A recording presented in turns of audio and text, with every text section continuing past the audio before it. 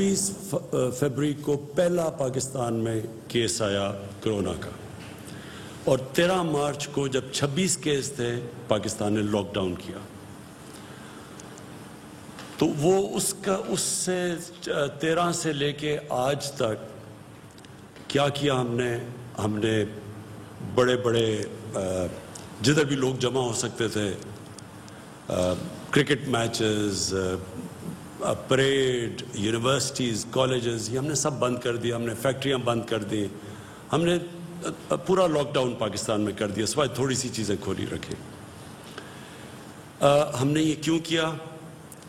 ہمیں یہ پتہ ہے کہ اس وائرس کی میں بار بار آپ سے یہ بات کہتا رہتا ہوں، ہمیں اس وائرس کی 2-3 کوالٹیز آپ کو پتہ چلنا چاہیے. نمبر 1 کہ بڑی تیزی سے پھیلتی ہے. شاید کوئی وائرس اتنی تیزی سے نہیں پھیلتی جب لوگ مجمع جمع ہو، لوگوں کے اندر بڑی تیز ٹریول کرتی ہے. تو اس کے لیے دنیا اس نتیجے پہ پہنچی، اور وہ جو لفظ استعمال کرتے ہیں سوشل ڈسٹنسنگ، کہ جب آپ لوگوں کو دور ایک فاصلے کر دیں گے تو وائرس کا پھیلنا کم ہو جائے گا. تو ساری دنیا نے لاک ڈاؤنز کیے، پاکستان نے بھی کیا. اور ہماری لیکن جب ہم نے لاک ڈاؤن کیا، میرا سب سے پہلے دن سے خوف یہ تھا کہ ہمارے جو حالات ہیں وہ مختلف ہیں یورپ سے، چائنا سے، امریکہ سے. تو ہم نے جو لاک ڈاؤن کرنا ہے، ہمیں اس لاک ڈاؤن کا یہ خوف تھا کہ ہمارا ایک بہت بڑا طبقہ ہے یہاں جو دہاڑی دار ہیں، جو چھابڑی والے ہیں، جس کو کہتے ہیں انفارمل اکانومی، جو ہمارا جو مزدور ہے لیکن وہ رجسٹرڈ نہیں ہے، اس کی اکثریت ہے، 75 سے 80% وہ لوگ ہیں. تو ہمیں یہ خوف تھا کہ جب یہ ہم نے سب کچھ بند کر دیا تو یہ جو لوگ ہر روز دہاڑی کر کے کما کے اپنے بچوں کا پیٹ پالتے ہیں، کھانا دیتے ہیں، ان کا کیا بنے گا؟ لیکن ہم ساری دنیا میں فالو کر رہے تھے کہ کیا حالات ہیں اور کیسے پھیلتی جا رہی ہیں. اور اب سب کے سامنے آپ نے ٹی وی پہ دیکھا ہوگا کہ دن میں ہزار لوگ مر رہے تھے. امریکہ میں 2000 لوگ دن میں مر رہے تھے. برطانیہ جیسی جگہ میں 800 700، اسپین کے اندر، اٹلی کے اندر. تو جس طرح یہ اموات ہو رہی تھی تو ہم بھی وہ سب دیکھ رہے تھے. تو ہم نے شروع میں ایک اپنا national command and operation centre ہم نے کھول دیا. اسد عمر کو اس کا انچارج بنایا. ان کا کام کیا تھا؟ یہ ہر روز ملتے ہیں، ابھی بھی ملتے ہیں، سارے صوبوں کے ساتھ ان کی کوآرڈینیشن ہوتی ہے. ڈاکٹرز بیٹھے ہوتے ہیں صوبوں کے اندر بھی. ہمارے بھی یہاں ڈاکٹرز کی پینل ہے جس میں ڈاکٹر ظفر اور ڈاکٹر فیصل ہیں. یہ سارے ڈاکٹر سے کنسلٹ کرتے ہیں، پاکستان کا سارا ڈیٹا لیتے ہیں، اس کو اینالائز کرتے ہیں، اس کے مطابق ہم اپنے فیصلے کرتے تھے. تو یہ مسلسل ہم نے اپنی، اور مجھے فخر ہے کہ ہمارے ملک میں اس طرح کی پیک نہیں آئی. یعنی جو آپ نے دیکھی، جس طرح یورپ میں ہمارے سے امیر ملک تھے، لیکن آپ نے ان کے حالات دیکھے کہ ان کے ہاسپٹلز بھر گئے، ان کے ہاسپٹلز کوپ نہیں کر سکتے تھے، ان کے پاس انٹینسیو کیئر میں ان کے جو ڈاکٹرز تھے، ہیلتھ ورکرز تھے، جس طرح کو ان کے اوپر پریشر پڑا.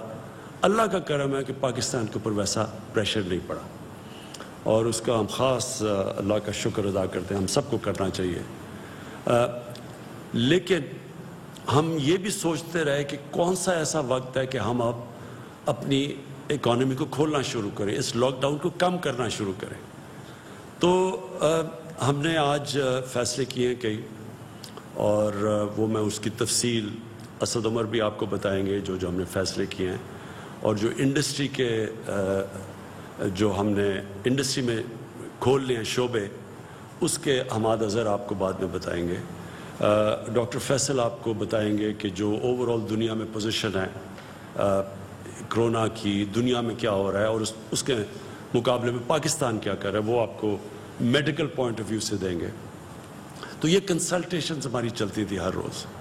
یہ جو ہم نے فیصلہ کیا، یہ سارے صوبوں کے ساتھ ایک چیز ڈسکس ہوئی، اور ہم نے سب کے ساتھ مل کے یہ فیصلہ کیا کہ اب ہم یہ کئی چیزیں جس کی تفصیل ابھی آپ کو بتائیں گے، کہ ہم اپنے آسانیاں پیدا کرنی ہیں. کنسٹرکشن ہم نے پہلے کھول دیا تھا، لیکن کنسٹرکشن کی جو باقی کنیکٹڈ ہے کنسٹرکشن کے ساتھ اور انڈسٹریز، ان کو آج ہم نے فیصلہ کیا سارے صوبوں کے ساتھ مل کے ان کو کھولنے کا.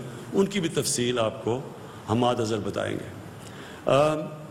یہ میں پھر سے کہہ دوں کہ یہ کیوں ہم یہ سٹیپ لے رہے ہیں. حالانکہ پاکستان میں جو کرو ہے وہ آہستہ آہستہ اوپر جا رہی ہے، یعنی جو ہمارے جو اموات ہیں، جو ہماری فوتگیاں ہیں وہ بڑھ رہی ہیں، لیکن آہستہ بڑھ رہی ہیں. یہ تو ہمیں پتہ تھا بڑھنی ہے.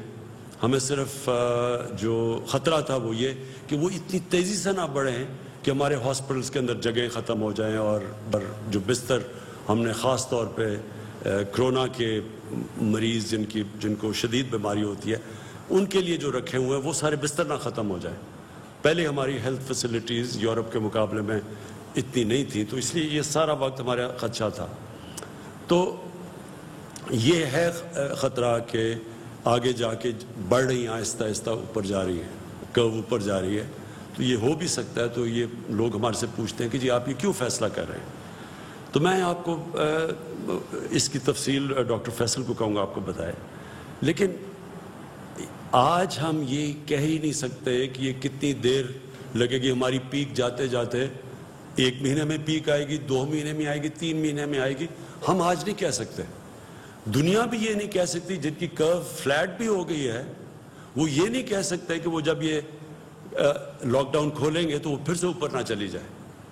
اور ویسے بھی کئی دفعہ جس طرح اسپینش فلو آیا تھا 100 سال سے زیادہ پہلے، تو اس کی پھر ایک کے بعد دوسری بھی پیک آئی تھی. تو یہ بھی کوئی نہیں اس وقت بیٹھ کے کہہ سکتا. لیکن ہم کیا فیصلہ کر رہے ہیں، میں صرف آپ کو یہ سمجھانا چاہتا ہوں کہ ہم نے یہ جو آج فیصلہ کیا ہے لاک ڈاؤن کو کھولنے کا، اور میں یہ واضح کر دوں لاک ڈاؤن سیٹرڈے سے کھلے گا. کل سے نہیں کھل رہا، سیٹرڈے سے انشاءاللہ پرسوں سے لاک ڈاؤن کھول رہے ہیں فیزز کے اندر، جو آپ کی تفصیل بیان کریں گے. یہ ہم کیوں کر رہے ہیں؟ یہ ہم اس لیے کر رہے ہیں کہ ہمارے ملک کے اندر لوگ بڑی مشکل میں ہیں اس وقت. چھوٹے دکاندار مشکل میں ہیں، جس طرح میں نے پہلے کہا دہاڑی دار مشکل میں ہیں، رکشہ ڈرائیور، ٹیکسی ڈرائیور، یہ جو لوگ محنت کش لوگ ہیں جو ہر روز محنت کر کے اپنے بچوں کا پیٹ پالتے ہیں، یہ سب مشکل میں ہیں. سفید پوش مشکل میں ہیں. کئی اسمال اور میڈیم انڈسٹری جو اکثریت روزگار دیتی ہے لوگوں کو، ہمیں یہ خطرہ ہے آج کہ بند ہی بالکل نہ ہو جائے. ان میں سے کئی اس کے بعد جب لاک ڈاؤن کھولے تو یہ بالکل ہی ختم نہ ہو جائے. اس کا ہمیں خطرہ ہے. اور ہم جو حکومت ہے، ہم نے پاکستان کی تاریخ میں سب سے بڑا پیکیج دیا، ریلیف پیکیج دیا لوگوں کے لیے. احساس کے اندر کبھی بھی اتنا زیادہ پیسہ اتنے کم ٹائم میں اتنے زیادہ لوگوں کو کبھی بھی پاکستان کی تاریخ یا کئی ملکوں کی تاریخ میں یہ پاسبل نہیں تھا جتنی تیزی سے ہم نے دیا، خاص طور پہ ڈیولپنگ ورلڈ کے اندر. لیکن آگے یہ ہم کتنی دیر کر سکتے ہیں؟ گورنمنٹ نے ابھی ہماری ٹیکس نیچے آ گیا ہے لاک ڈاؤن کی وجہ سے، تقریباً 35% ٹیکس ہمارا کم ہو چکا ہے. ہماری ایکسپورٹس کم ہو گئی ہیں. تو گورنمنٹ کے پاس پہلے ہی پیسہ کم ہے، وہ پہلے ہی ہم نے خرچ کر دیا.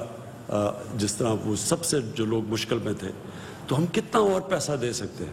اس وقت تو سارے جتنے بھی شعبے ہیں سب مشکل میں ہیں.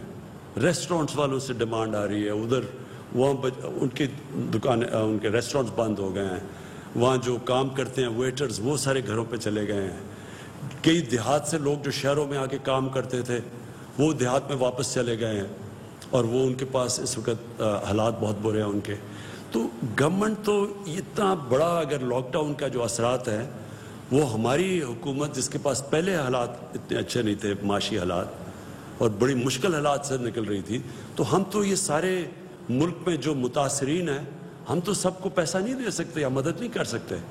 ہم نے تو ابھی بھی اتنا کیا. اگر آپ ہمارا مقابلہ کریں اور موازنہ کریں ہندوستان سے، جس کے معاشی حالات ہمارے سے بہتر تھے، آپ اگر ان سے کریں تو ہم نے تو بہت زیادہ پیکیج دیا ہوا ہے. لیکن یہ بھی جتنا بھی ہم پیکیج دیں گے، یہ ہم کتنی دیر تک پیسے دے سکتے ہیں یا مدد کر سکتے ہیں؟ تو لہٰذا ہمیں لاک ڈاؤن کھولنا ہے، لیکن عقل مندی سے. تو میں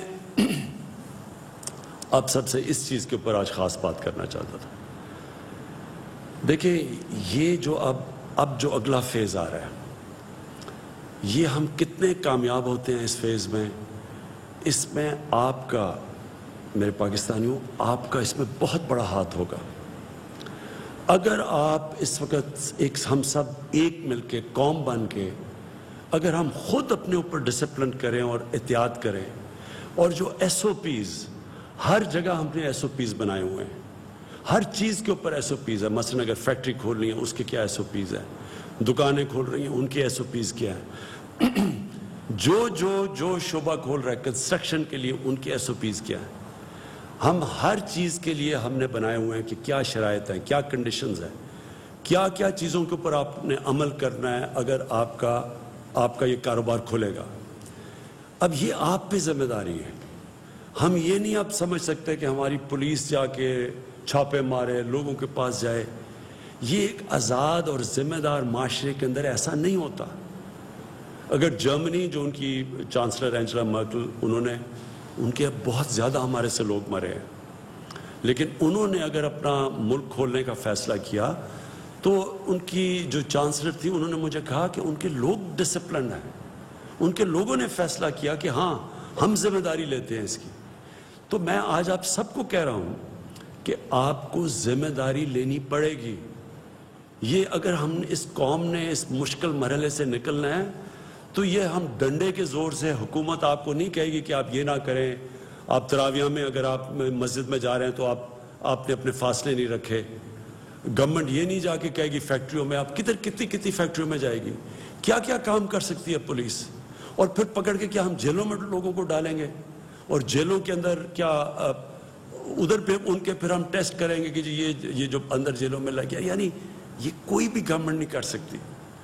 یہ میں پہلے دن سے کہہ رہا ہوں، میں آج آپ کو پھر کہہ رہا ہوں، اگر ہم نے اس مشکل وقت سے نکلنا ہے، آپ سب نے گورنمنٹ کے ساتھ مل کے کام کرنا پڑے گا۔ جو ہم نے والنٹیئر فورس، یہ جو ٹائیگر فورس ہے، میں نے ان سب کو کہا ہے کہ آپ کا کام ہے کہ آپ ذمہ دار شہری لوگوں کے پاس جا کے بتائیں کہ آپ کو عمل کرنا پڑے گا ان چیزوں کے اوپر۔ یہ آپ کے بھلے کے لیے ہے، یہ کوئی گورنمنٹ کے لیے نہیں ہے، یہ آپ کے لیے ہے۔ اور خاص طور پہ وہ جو عام لوگ جو کہ سب سے زیادہ متاثر ہیں، اسے آپ کے اوپر زیادہ ذمہ داری ہے، کیونکہ اگر خدا نہ خواستہ اگر یہ پھر سے ایک تیزی سے اگر اوپر سپائک آ گئی، مطلب کہ ایک دم کیسز بڑھ گئے اور لوگوں نے احتیاط نہ کی، تو ہمیں تو پھر سے بند کرنا پڑے گا۔ اس کا سب سے بڑا نقصان عام لوگوں کے اوپر ہوگا، غریب لوگوں کے اوپر ہوگا۔ تو اس لیے میں آج آپ سب سے آج اپیل کرتا ہوں کہ یہ وقت آ گیا، ہم سب ایک ذمہ دار شہری بن کے اس جو کرونا وائرس کا یہ جو ہم اس کے جو اثرات ہیں، اس کے جو لاک ڈاؤن کے اثرات ہیں، ان سے بچنے کے لیے ہم سب مل کے جو ایس او پیز پھر سے میں کہتا ہوں، مطلب یہ کہ جو کنڈیشنز جو ساری دنیا اب کھول رہی ہے تو وہ سارے شرائط رکھ رہے ہیں کہ جو بھی نکلے گا اس کو یہ ان چیزوں کے اوپر عمل کرنا پڑے گا۔ تو میں سب سے آپ سے امید لگاتا ہوں کہ آپ ہمارے ساتھ ایک قوم بن کے ہم اب اگلے فیز میں جائیں گے۔